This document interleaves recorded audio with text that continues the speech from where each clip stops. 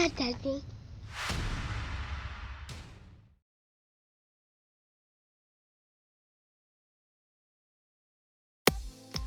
Hey guys, just looking at the Vow of the Disciple Rhulk fight. This is the last boss in this raid. This is a single dunk strategy. So the way we do it is we've got 3 designated people that are rotating, shooting the pillars or the activation stones, whatever you want to call them. So the first guy shoots it, and then he immediately goes back onto the center pedestal because that's the only place that he can go to bring up the other 2 pillars for the other guys to shoot, and he immediately passes it off to 2 other guys. So us 3, that's all we're going to do is we're going to rotate that. We're only going to have 1 guy dunking, and the other guy that's not dunking, he's going to go back and pass it off as soon as the first guy has dunked. So we have 1 guy dunking the whole time. The reason we do this is because it's super easy. You can do it with a pug fire team because the symbol doesn't change.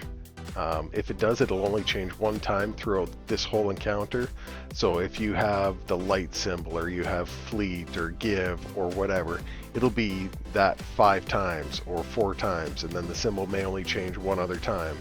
So you do like 3 earths or 4 earths and 2 fleets, and it's really easy to call out. So the other guys that are in there, all they're doing is killing ads. That's all they're doing.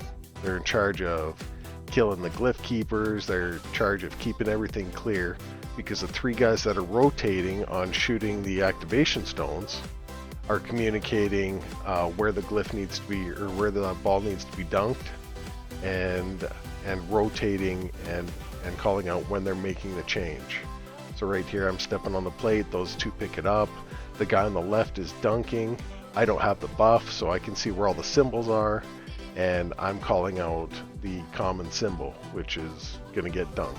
Once that happens, Swift, the guy to my left, he's going to back up and he's going to pass it off to Abdihisayana and myself again, and then we're going to rotate that again, and Ab is always doing the dunking. Really easy strat. We've got a really good crew of guys that are able to just eat up all the ads without a problem. We're just killing just to kind of keep everything topped off, so we're not killing a bunch of stuff right before damage phase. So right at that damage phase, we're able to move right up and start fighting the boss as soon as possible. So we're moving up to a boss phase, I think, really quick. I think we might have to do 1 change in a couple seconds here, and then we'll be moving into the boss fight. So the boss fight, we do this in 3 phases. So the way it works is when you get up to the boss, he's going to put his staff on the ground. Somebody needs to shoot his staff, and then a symbol's going to appear because they're going to have a buff that they need to get empowered by the boss's 4-corner shooty thing. I can't remember what it's called. Empowered, I believe. So anyways, the guy shoots the staff. Everybody else that didn't shoot the staff will be able to see the symbol that pops up. You call the symbol, you call it out in the room, front left, front right, back left, back right, and the guy will go dunk there, and then somebody else will shoot the staff. It can be the same guy, but we just rotated 2 people shooting the staff and dunking. Everybody else was in charge of killing ads and then shooting the weak points. So after 4 weak points are shot on the boss, you go into the damage phase where you're supering, your galley, your everything you got. You want to hit them as hard as you can. So these weak points, they take a little bit to kill. Izanagi's really good. You'll one-shot it with that. I used a machine gun because it's all I kind of had getting to this point. But the big thing to watch out for is the telegraphed charge that this boss does. There's a wave in front of the ground, and then he will charge at you and one-shot you if he gets you. Other than that, you're killing ads, you're shooting the glowy spots on his body that only appear after each dunk, and then it's rinse and repeat. So once his health gets down, or until you run out of time, then he'll start to crouch, hold his staff, and he's eventually going to push you out of there. So when you can no longer do damage to this boss, you need to run down the steps, get back to the beginning, and rinse and repeat and do it all over again. So I believe we're about to enter where we're actually going to be able to do damage after this left leg, or right leg on him. Sorry, my left side. And that's down. So we're in damage phase right now. So we used a well, we used a bubble, and then everybody just kind of went to town. I used divinity because the build that I was running, I wasn't running an actual super that did a ton of damage, because I was, more on the support end of thing. And this way, with him moving around so much, we just found it so much easier for everybody to get crits off on this boss with the big divinity crit bubble than anything else. So we did it in 3 phases, so 33% each phase, and you can see at the end, as soon as he starts to go immune, that's when you know you need to get out, because you have a timed amount to get to the base of the stairs, pick up loot on the way down, heavy ammo, your green ammo, special ammo, whatever you're looking for, and get all the way to the beginning. If you're not at least down to the platform that I'm just getting onto now, and he finishes his push, he's going to push you off the edge, you're going to die, and that's just one more res that you guys don't have if things go awry. And then it's rinse and repeat. So the ads come out a little bit faster and stuff as the phases go on, but yeah, you can 3 phases fight. I'm going to stop talking now so you can see exactly what we're doing again and how we pass off, and then I'll talk to you guys a little bit in the next damage phase.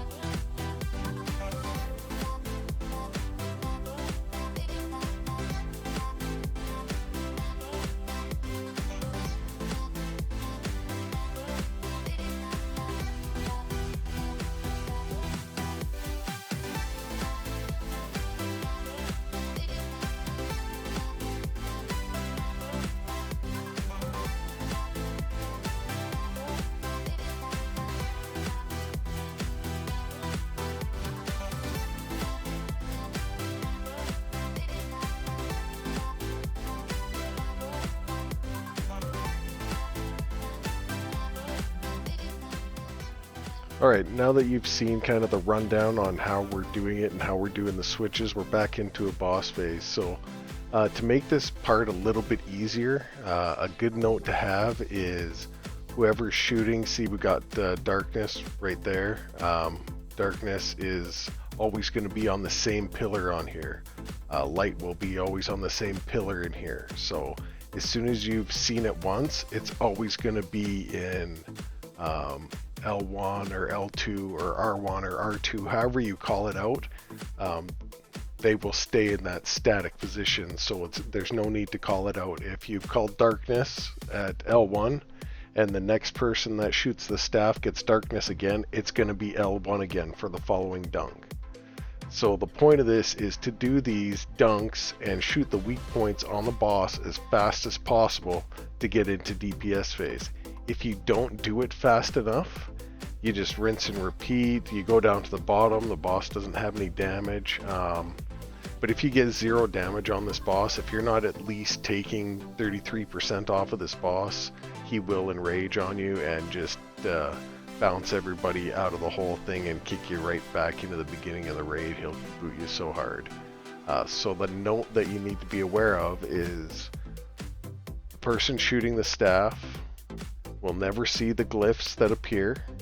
The rest of the fire team can call out the glyphs, and the glyphs are in a static spot. They will always be in that spot for that damage phase.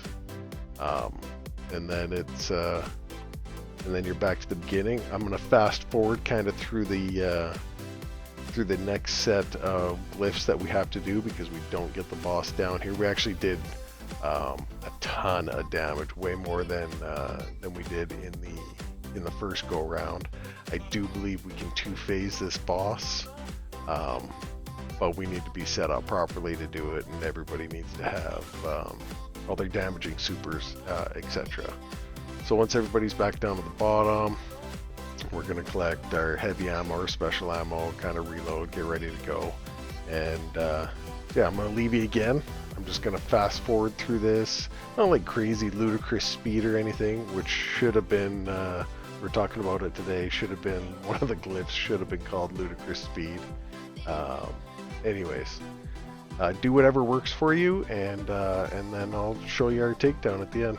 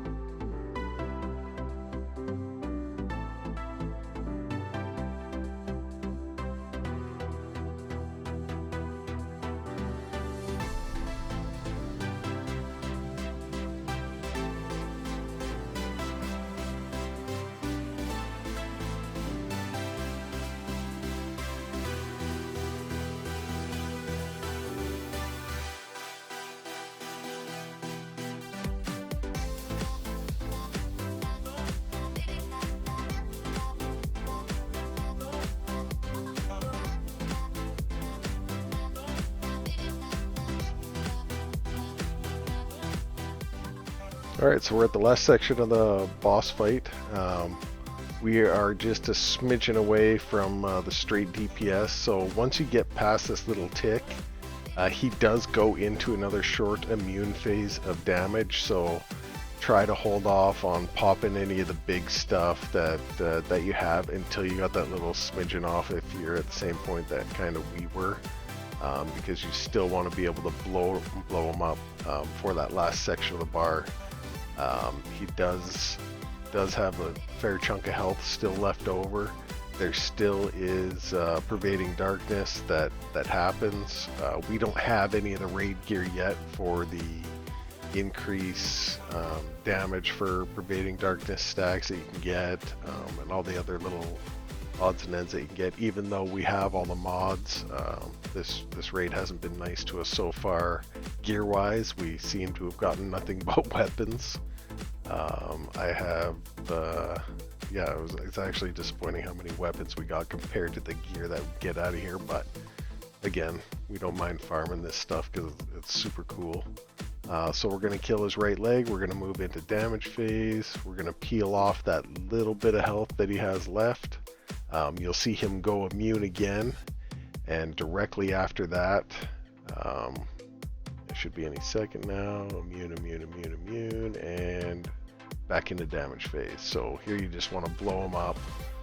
Pervading darkness is 4, 5. It kind of seems like it's happening faster and faster. So, and that's our kill. That's our first guild kill. Dasha Socks, Dixante, Swift Monier. I don't know how to say that, so we're going to say Swift Hammer, Abdehisayana, Lion Beardo, and myself. You know, bunch of good guys. It's a good raid. It's super fun. But thanks for watching. Hopefully this helps anybody with our single dunk strat. And yeah, stay tuned. We'll have some more stuff.